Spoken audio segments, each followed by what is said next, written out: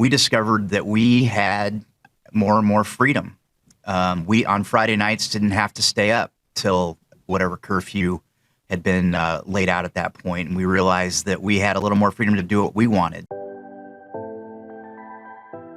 Hello, this is Matt, your fellow journeyman and financial entrepreneur / author, and we are here to spread the joys and tackle the challenges of empty nesting. Empty Nest Full Pockets exists to help our listeners emotionally and financially prepare for you and your children's future. Adapting to your evolving or evolved nest while making the most of the financial opportunities and threats posed by this new stage of life is front and center. Today's episode is going to be an introduction and a storytelling episode with my wife, operations manager, and empty nest mom, Lisa Moline. Hello, Lisa. Hello. We're going to share the ups and downs of our journey to launch 4 humans into the planet at large. We discuss a number of topics, including the tug of war of parenting teens, some of our favorite stories as parents, what our number one lesson is for shopping and paying for college, the empty nest fun jar, and doing your best as a blended family, doing the empty nest, as a blended family. And make sure you stay tuned to the end, where Lisa's going to share some of her favorite lines from our kids and one for her accent-laden husband, which I guess that would be me, wouldn't it, Lisa? Not so much? All right. Well, welcome today. Tell me, what was the empty nest like for you as it began to evolve? We had this tug of war in our home of parenting our teens and all of that. What memories do you have from that as far as how that tug of war went? Well, I remember that we were very lucky to join our families together at the age that our children were. I have twins, and they were 9 when we got married. And Matt's children were 9 and 11. So we had 3 9-year-olds and an 11-year-old. And it was utter chaos at first, managing schedules and sporting events and getting everyone to their schools on time and things like that. So it was chaotic, but it was also fun. And we had a lot of fun stories throughout our time together. Yeah, we sure did. So I remember as the kids started to live their own life, started to do more things independently. When do you think that really started to take hold? As people are thinking about becoming empty nesters, when do you feel like, boy, these kids are beginning to become their own independent little adults? I would say when they start driving, for me anyway. Once they were 16 and were able to go out on the weekends and hang out with their friends, we just didn't see them as much as we normally did in the past. And so that's when it kicked in, is like, wow, I mean, we actually have some free time on our hands now. We need to figure out how we're going to handle that. Yeah. So I remember we were remodeling our kitchen, and we had to stay at a hotel for a couple nights. And our daughter Anna walked into the hotel room and she says, "Dad, I did something bad." And so this was not a child who was very forthcoming with her comings and goings, anything really, for the most part, pretty private. And so when she said this, she definitely had my attention. And so it turned out she had pulled into the parking lot and managed to sideswipe a car with her car. And it turns out that car was mine. So we've never quite decided, have we, Lisa, if that was a good thing or bad, that it ended up being our car that she wrecked. But nonetheless, it's one of the other joys of parenting and especially when they begin driving. It was the same for me. When the kids started being able to do their own thing on a Friday night, drive to their own sports practices, all of those kind of things, it just it became a different chapter for us. And Lisa was a big help to me because I had a hard time with it. I felt like they were abandoning us, that they were ungrateful.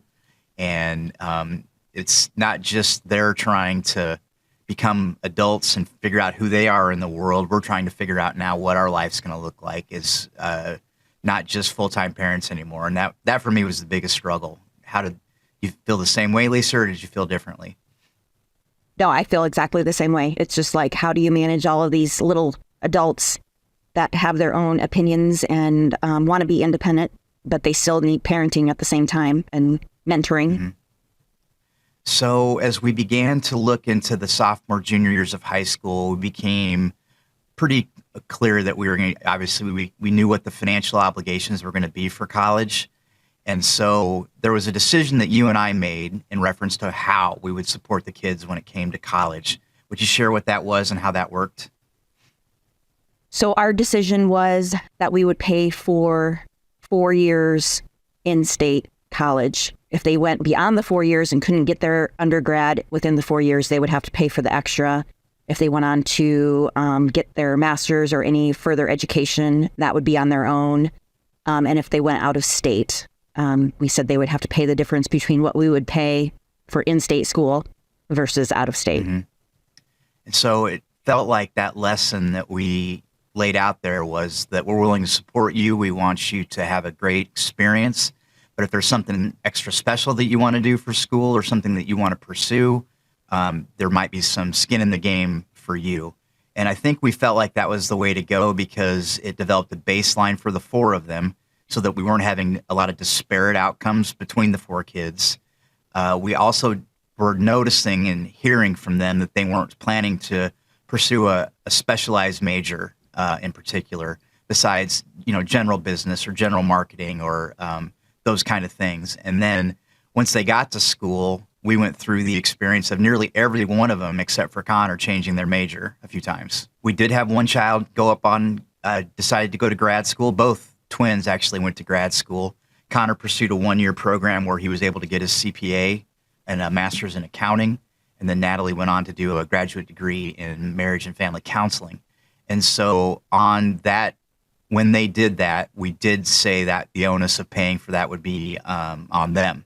And so laying that expectation early, I feel like was the number one lesson that we learned, is that here's the baseline of what we're going to do. I feel like it ended up saving us a lot of money. My only regret with that lesson is that there might have been some smaller schools or some other areas that I've learned later would have cost just the same as an in-state university, and they might have had a better educational experience just based on the way those schools favor undergraduate education, where the big universities in many cases are research universities, and undergrad education isn't their top priority. It's getting research grants and things like that. So all that was just part of the process.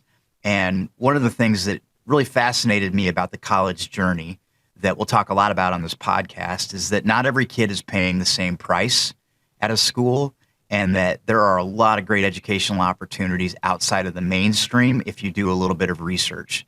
I didn't, and so I wish I would have. And I learned a lot through that process, learned a lot writing the book, Empty Nest, Full Pockets, about how this works, and excited to share that as part of our podcast. But the number one lesson that Lisa and I learned was to lay a baseline expectation early on. So as the kids begin the shopping experience, there's not unfortunate surprises for them or for us. And they should also check into any type of scholarships, and that process needs to be started early as well. Yes, agreed. So as they left and began to move on, we discovered that we had more and more freedom.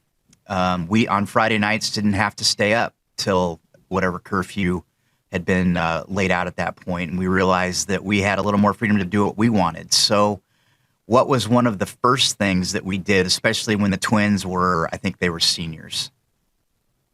We moved to a new house on a golf course. Matt's a dream his whole life.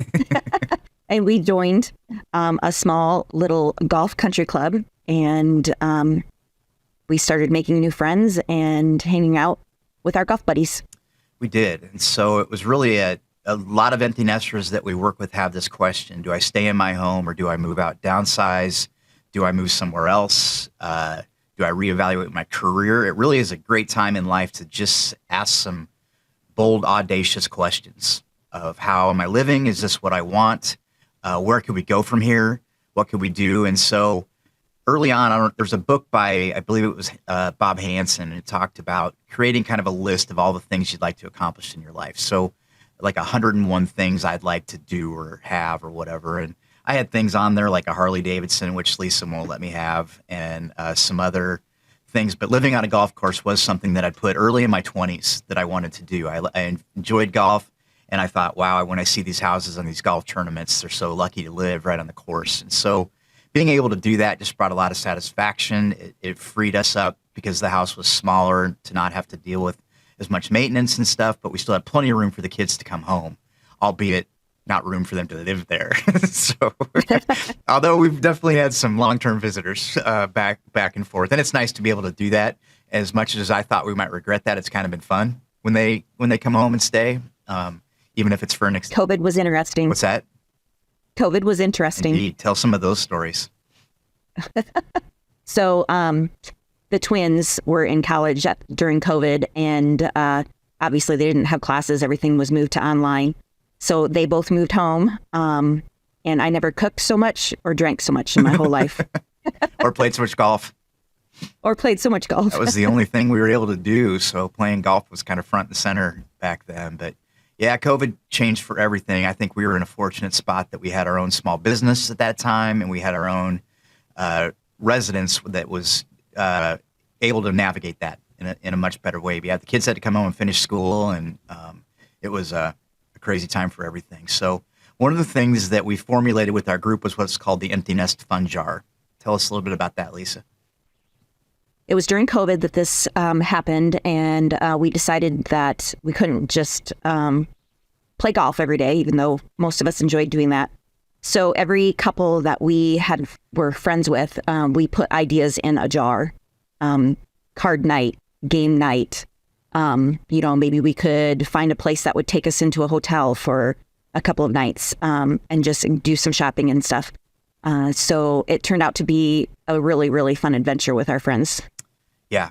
So we've done some things like weekends in Kansas City, bowling, just things that we outside of the norm. So we wanted to have the chance to do kind of those special things. So, yep. And then we had to engage in the empty nest as a blended family. So that made it a little bit different. So what are the things that you think you learned from that? Compromise would be the biggest thing, and communication with your ex-spouses. That's just putting the kids first, mm-hmm. and not putting them in the middle of any battle between time, I think is the biggest suggestion I would have for people. Yep, definitely. So, well, we went through a lot of material here. We're just trying to get the podcast framework lined up. We're going to be talking about a number of things. So we've touched on a few of them today. What are some of the lessons that we learned about shopping and paying for college? How can you make the most of your empty nest years? How can you deal with those things as a blended family? What do you do about your house and your residence? One things that we haven't touched on are things like caring for our parents and the challenges that come up with that now. So even though our children may not need us as much, all of a sudden we may have parents that do.